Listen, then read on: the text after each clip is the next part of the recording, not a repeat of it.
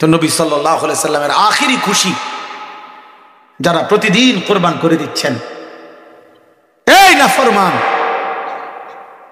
মুসলমানের কিশোর নওজোয়ান, কোন সাহসের উপরে ভিত্তি করে এত বড় গাদ্দার হয়ে গেলা? এত বড় সাহস কেমনে পাইলা নাফরমান? খোদার 365 দিনে এক বছরে কোনদিন ফজরের নামাজ পড়লা না এমন নওজোয়ান তোমরা যারা, তুমি মুসলমানের বাচ্চা।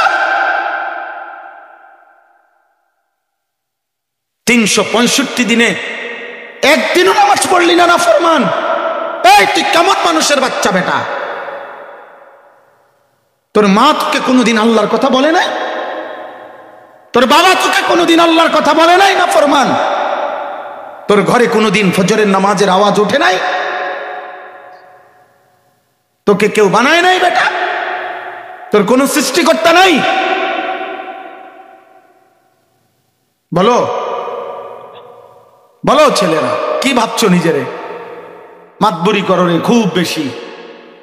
ভাই আমার, নওজোয়ান ভাই আমার, অভিভাবক বাবা, আপনাদেরকেও বলি, অভিভাবক যারা আছেন, আপনার ছেলে আপনার মেয়ে আজকে 1 বছর ধরে কোনোদিন ফজরের নামাজ পড়ে না, 5 ওয়াক্ত নামাজ পড়ে না, আপনি মুসলমান বাবা নাকি শুধু বাবা? আপনি মুসলমান মা নাকি শুধু মা? আপনি শুধু মা, আপনি শুধু বাবা। যে সন্তানের বাত বুঝছেন, যে সন্তানের ফার্নিচার চিনছেন, যে সন্তানের বেরাস আর টুথপেস্ট চিনছেন, যে সন্তানের বাজার খরচ বুঝছেন, যে সন্তানের রেজিস্ট্রেশন আর ফর্ম ফিল আপ বুঝছেন, কিন্তু সন্তানের আখিরাত বুঝেন নাই। অতএব আপনি মুসলিম বাবা না শুধু বাবা, আপনি মুসলিম মা না শুধু মা। যদি মুসলিম বাবা হইতো, উনি মাটিতে গড়াগড়ি খাওয়ার কথা। আমার 16 বছর বয়সী ছেলে মাত্র এত কম বয়সে 1 ওয়াক্ত নামাজ পড়ে না, তাহলে এই এত কম বয়সে যদি এটা এত বড় গাদ্দার হয়, এটা 40 বছর পর্যন্ত যাইতে যাইতে এই নাফরমান কি হবে? এ তো দাজ্জাল হয়ে। কথা বোঝেন না? এত কম বয়সে যদি ও 1 ওয়াক্ত নামাজ না পড়ে, 14 বছরের ছেলে যদি এত বড় ঘাটতেরা হয়, 14 বছর 16 বছরের ছেলে যদি মুসলমান এত বড় গাদ্দার হয়, তো এই গাদ্দার 40 বছর পর্যন্ত যাইতে কি হবে? তার কি মনে হয়? কি ছোটখাটো গাদ্দার? আল্লাহকে যে সেজদা করে না, খোদার কসম এই কায়নাতে তার চাইতে নিকৃষ্ট গাদ্দার, অসভ্য, তার চাইতে সীমালঙ্ঘনকারী, তার চাইতে অহংকারী এই জমিনে আর কেউ না। কারণ সে তো একটা মেম্বার চেয়ারম্যান না, সেটা একটা জানতেন কারণ এক মহান আল্লাহ, গোটা কায়নাতের সৃষ্টিকর্তা। 1 সেকেন্ড নিঃশ্বাস বন্ধ করে দিলে যে মরে যাবে, যে বুঝে আমার একটা নিঃশ্বাস যার হাতে, এত বড় প্রয়োজন যাকে, এত বড় রব যিনি 24 ঘন্টা লালন পালন করে যিনি, সেই আল্লাহ 5 বার সকালে, দুপুরে, বিকালে, সন্ধ্যায়, রাতে মসজিদের এতগুলো মাইক দিয়া তারে ডাকে, নাফরমান কোনো পাত্তা দেয় না। এ কি ছোটখাটো বেয়াদব? এ কি ছোটখাটো গাদ্দার? এই জন্য 2টা লাইন শুদ্ধ বললে দোস্ত ভদ্রলোক হয় না, আখলাককে ভদ্রলোক বলে। আমার ভাই, আমার নওজোয়ান, আমার বাবা, বুঝতে শিখেন, বুঝতে শিখেন। মৃত্যু এসে থামাই দিবে। আমি লম্বা করতে চাচ্ছি না। রাত গভীরে বললাম, নওজোয়ান ভাই 5 ওয়াক্ত নামাজ পড়ো, নারীর নেশা ছাড়ো বাপ। নারীর নেশা শেষ পর্যন্ত তোমার স্বাভাবিক যৌবনের ক্ষমতাটা নষ্ট করে দিবে। এই হারাম ছবি দেখতে দেখতে, অশ্লীল উলঙ্গ দৃশ্য দেখতে দেখতে, প্রিয় ভাই আমার, শত শত যুবকের কথা আমি জানি, আমার সাথে শত শত যুবকের সম্পৃক্ততা আছে। তোমার কাছে কইতো না বাপ, আমার দ্বারে কয়, আমার কাছে বলে। আমি 2 জন শিক্ষক, আমার ছাত্র ভালো উপযুক্ত আলেম, ওদেরকে আলাদা দায়িত্ব দিয়ে রাখছি, যা আলাদা যে যুবকের কথা তুমি শুনবা তোমরা 2 জন। কি কয় কি কয় এটা যদি শুনাই হোয়াটসঅ্যাপে, কি কইছে হেরা, ক্লাস 9-এর বাচ্চা কি কয় শুনলাম নে মাটিতে বই যাবে। হ্যাঁ, এজন্য দোস্ত, শরীরের স্বাভাবিক ক্ষমতা, হারাম ছবি দেখলে, নারী দেখলে, কোন অসভ্য, বেপর্দা, বেহায়া, বিবাহ বহির্ভূত কোন মেয়ের সাথে হারাম সম্পর্ক করলে আল্লাহর কসম তোমার শারীরিক সক্ষমতা, যৌবনের ক্ষমতাটাও নষ্ট হবে, আখিরাতটাও বরবাদ হবে। একদিন দেখবা তুমি এখানেও হাফ প্যান্ট, ওইখানেও হাফ প্যান্ট, আর ভুলবেন চিন্তা না। দুনিয়া তো হাফ প্যান্ট, আপনি আখিরাত দেখবেন হাফ প্যান্ট। আল্লাহ আমাদেরকে হেফাজত করেন, আল্লাহ আমাদেরকে হেফাজত করেন, আল্লাহ আমাদেরকে হেফাজত করেন। আমার বড় ভয় হয় এটা। নবীজি সাল্লাল্লাহু আলাইহি সাল্লাম বলছেন, লা ইয়াজনি জানি হিনা ইয়াজনি ওয়া হুয়া মুমিন। নবীজি বলেন, কোন ব্যক্তি যখন জিনা করে সে মুমিন থাকে না। আহা, কোন ছেলে যদি রাত 2টা পর্যন্ত, সারাদিনে এক ওয়াক্ত নামাজ পড়ে নাই, রাতের 2টা 3টা পর্যন্ত নারী দেখতে দেখতে, ছবি দেখতে দেখতে, অশ্লীল দৃশ্য দেখতে দেখতে সার হারাম শরীরটা বীর্যপাত হইছে, শরীরটাও নাপাক বানায় ফেলছে, নিজের হাত নিজের লজ্জাস্থানে নাপাক ব্যবহার করে, এই ব্যভিচারী, এই জিনাকার মালউন। নবীজি বলছে, না কিহুল ইয়াদে মালউন, নিজের হাত যে নিজের লজ্জাস্থানে নাপাক ব্যবহার করে, আল্লাহর কসম নবী বলছে সে অভিশপ্ত, অভিশপ্ত, অভিশপ্ত, অভিশপ্ত, মালউন, মালউন, তার উপরে লানত, লানত, লানত তার উপরে। নবী বলছে এই লানতের যোগ্য যদি এই অবস্থায় দোস্ত তুমি ঘুমায় গেলা না, ফজর জোহর আসর মাগরিব এশাও পড়লা না, সারা রাত নারী দেখে দেখে, ছবি দেখে দেখে শরীরটা নাপাক করে এই যে ঘুমায় গেলা, আমার প্রিয় সন্তান, এই ঘুম যদি আর না ভাঙে,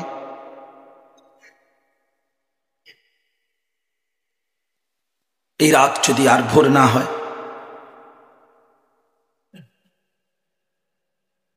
বলো না ভাই?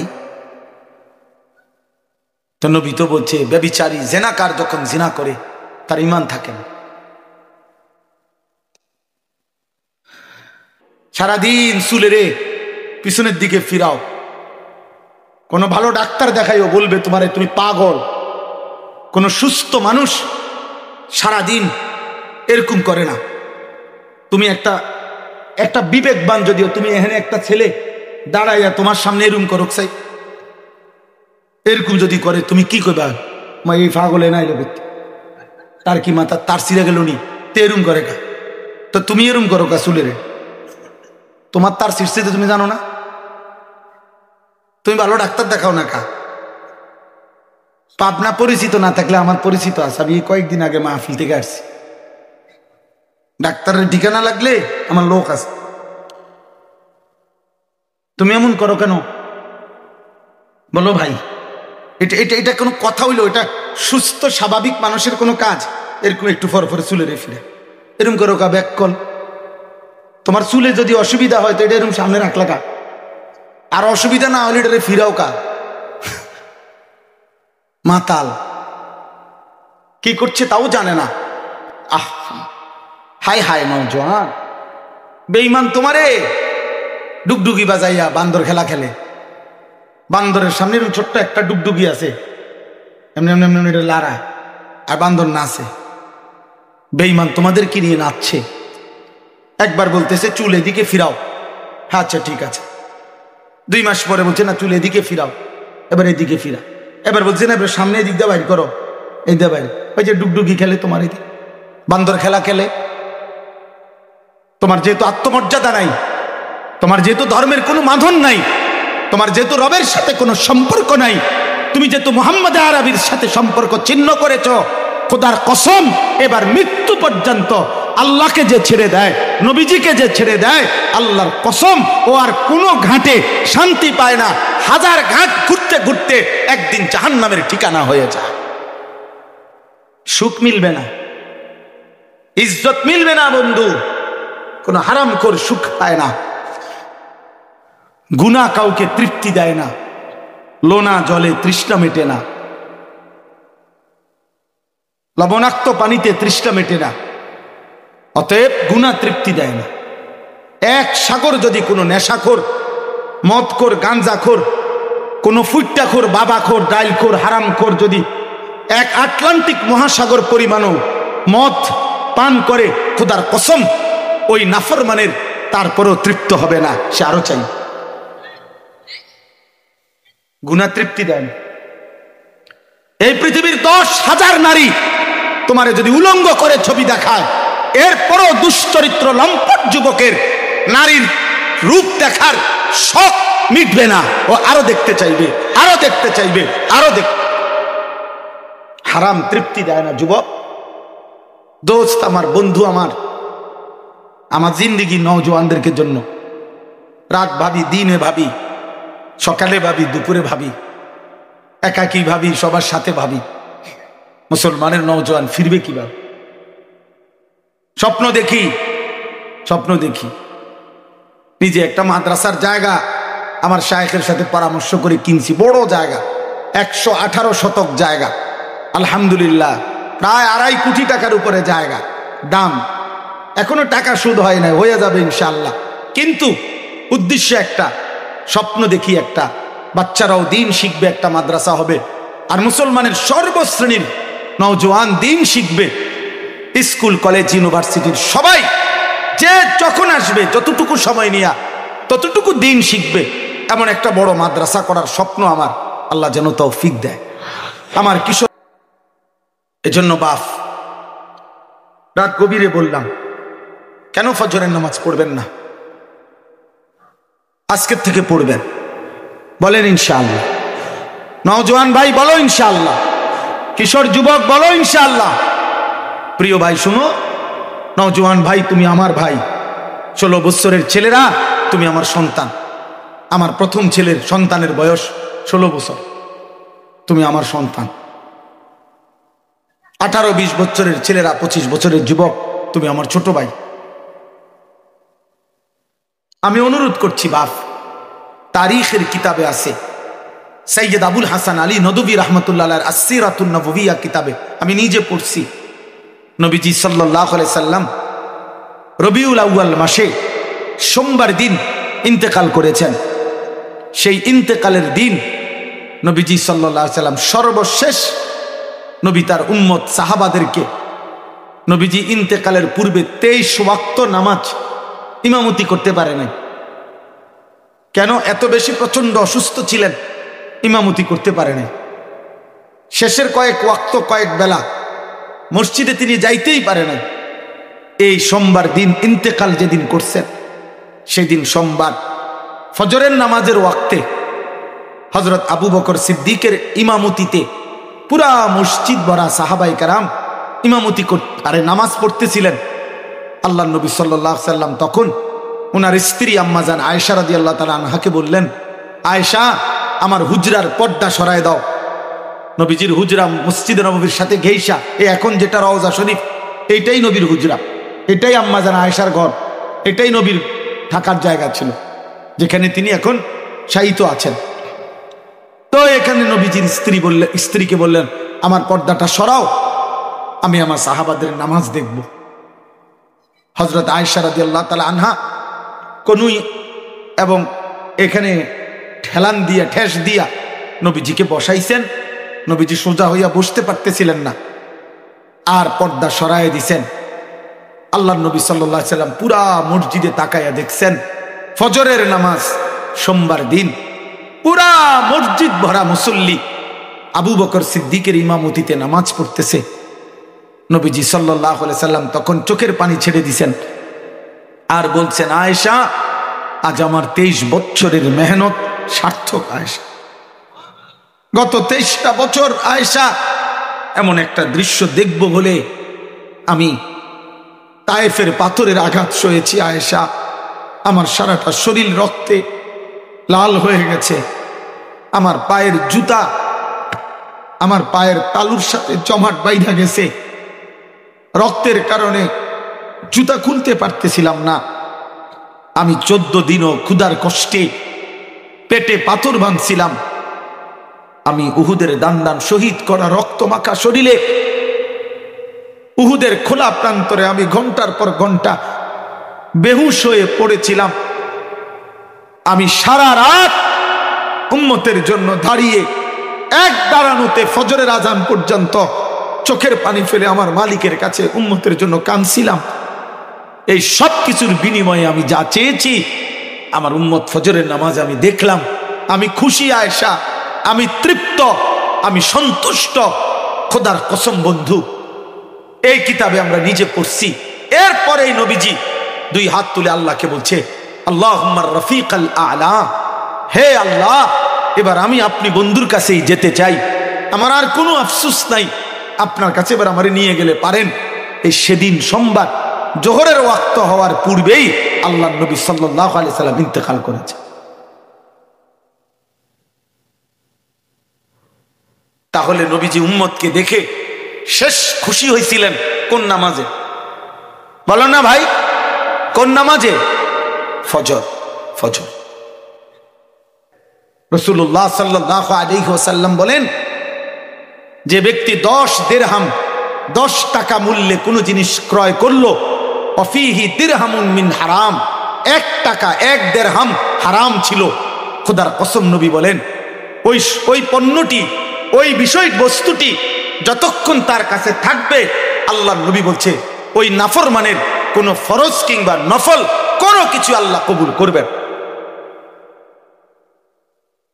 আখিরাত মামুলি না,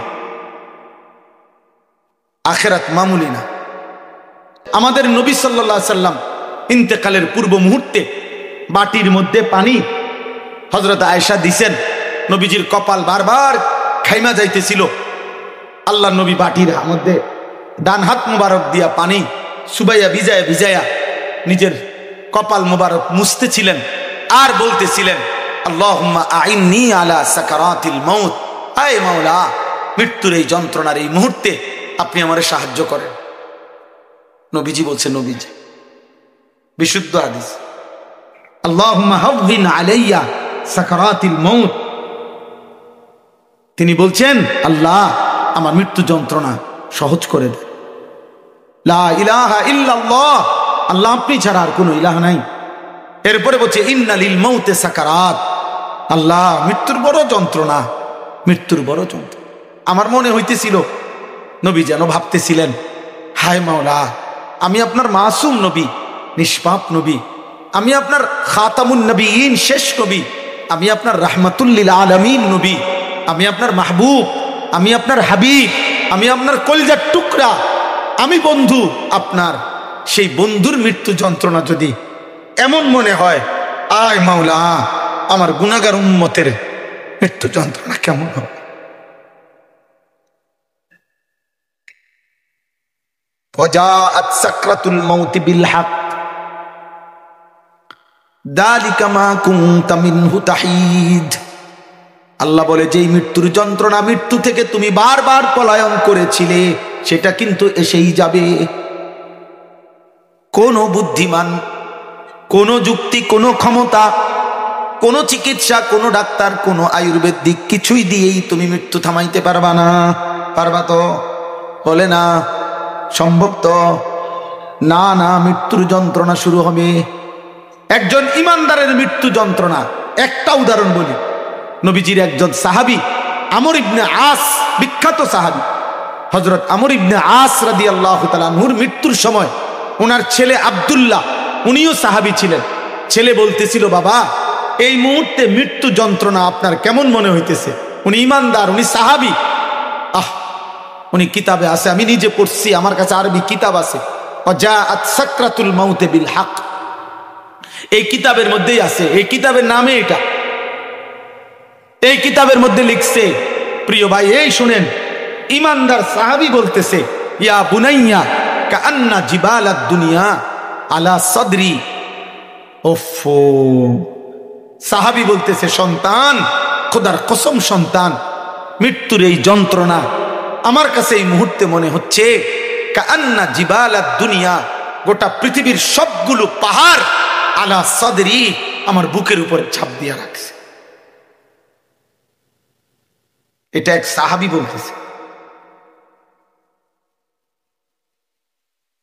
বলো না আব্বা, ওয়া কাআন্নী আতানাফাসু মিন সাকবিল ইবরা, আর আমি যেন সুইয়ের চিত্র দিয়ে নিঃশ্বাস নিতেছি। সাহাবী বলছে,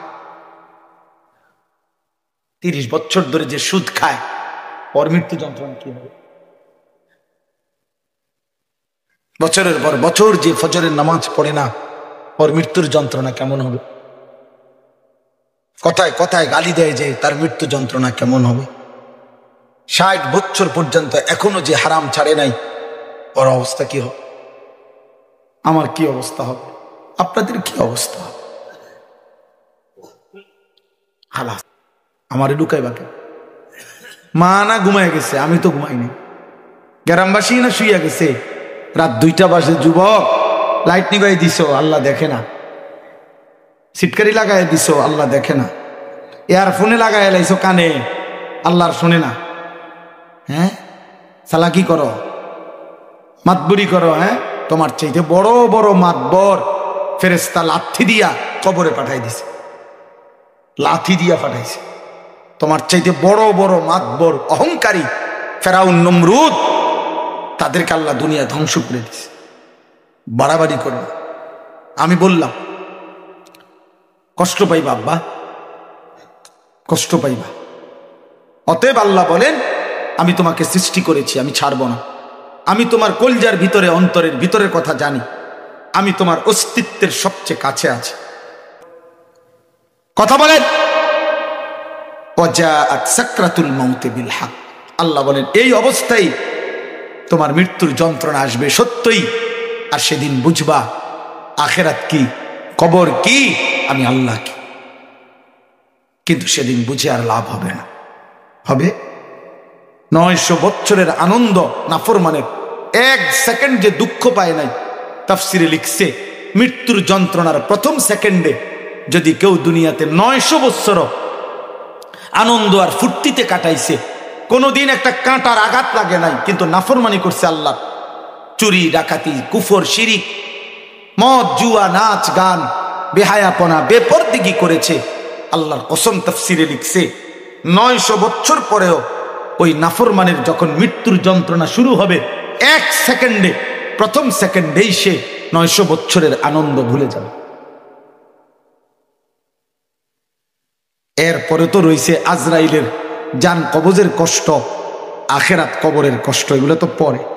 আল্লাহ আমাদেরকে হেফাজত করে।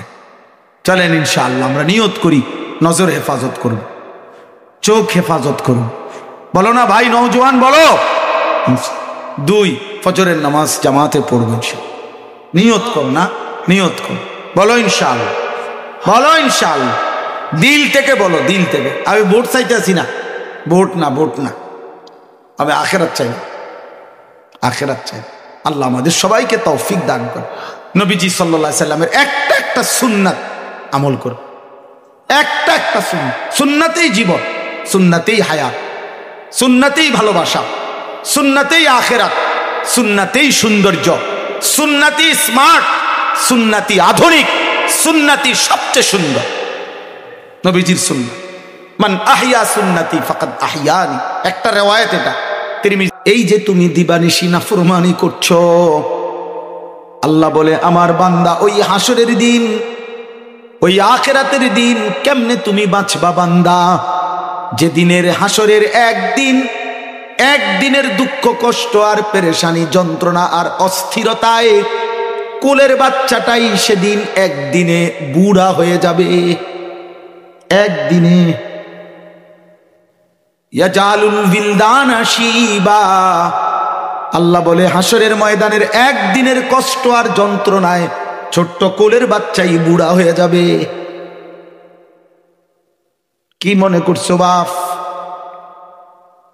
ওয়াজাআত সাকরাতুল মাউতি বিল হক, এই যে আমি যে আয়াত পড়ছি, আল্লাহ বলে বান্দা সুখে থাকো আর দুঃখে থাকো, গোলামি করো আর নাফরমানি করো, সেজদা দাও আর নাফরমানি করো, হাসো কিংবা কাঁদো, সুখে কিংবা দুঃখে, আলোতে কিংবা অন্ধকারে।